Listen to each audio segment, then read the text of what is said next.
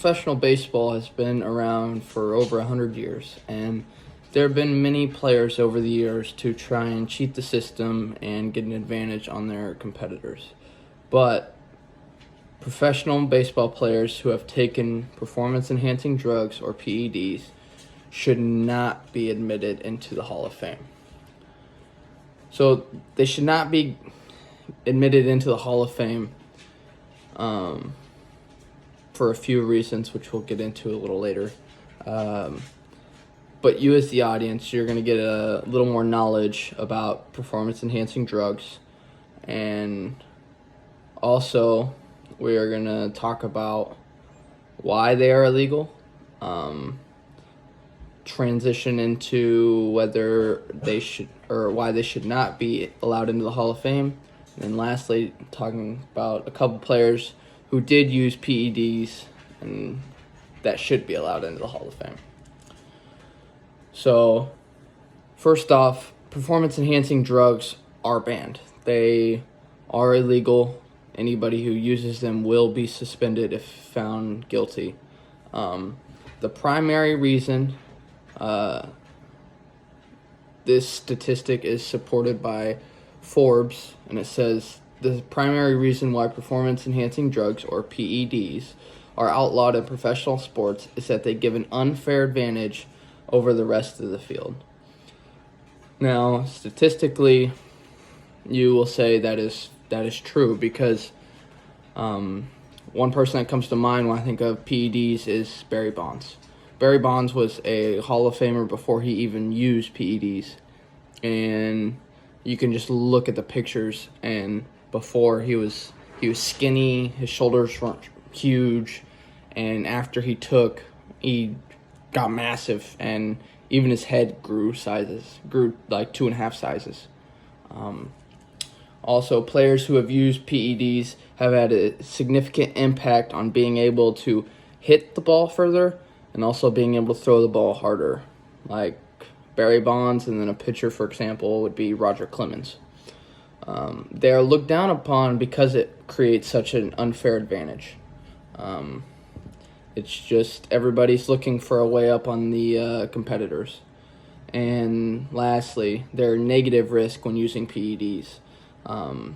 According to Gluck, according to Penn State website, there are negative risk when using. The athletes are only seeing short-term advantages it has for them, but the long-term effects include irritability, depression, and suicidal thoughts. And a lot comes with liver, kidney, and heart failure.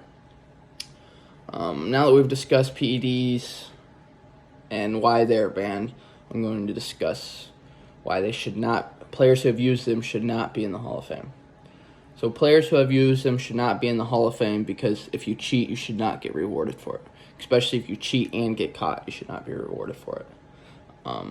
There's a significant list of players who have used PEDs, but I'm just going to list some of the top 10 that come to my mind.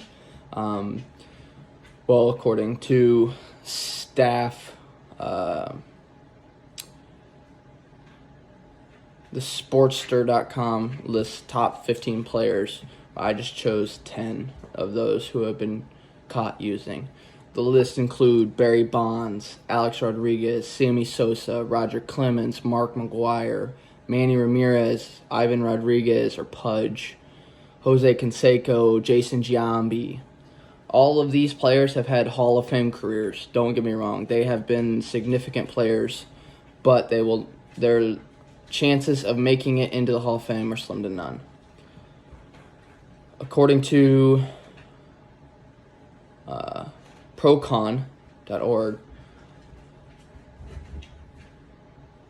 legalizing these drugs would make these players get into the Hall of Fame, but allowing these drugs into the sports would ultimately take away from the true purpose of playing and watching the sport, which is a very true statement. Finally, why some players should be in the Hall of Fame even though they use PEDs. Barry Bonds, perfect example. Before he even took a dose, as recorded on Glamour, a document or a website that talked about Barry Bonds' career. Before he even took a dose, he recorded a 290 average with 411 home runs. So he was more than exceptional at this point in his career. On a trajectory to become one of the greatest, he was getting the numbers and people were afraid to even pitch to him. He had a game where bases were loaded and they intentionally walked him because they didn't want him to hit. He was that good. And he still chose to cheat the system and get an advantage on his competitors. He finished his career with 762 home runs, a 298 batting average, 1,996 RBIs, 2,935 hits, and they're all legendary numbers. Ivan Rodriguez, also known as Pudge, had 13 Gold Gloves as a catcher, which is the most all-time. Roger Clemens retired with a record of 354 and 184. 7 Cy Young Awards and a 3.12 ERA and a whopping 4,672 strikeouts after playing for a number of years.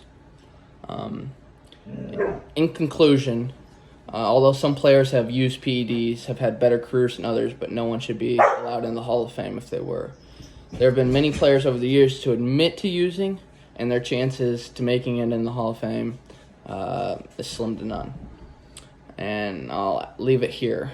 If you were an average professional athlete, would you risk it all and use PEDs to improve your game?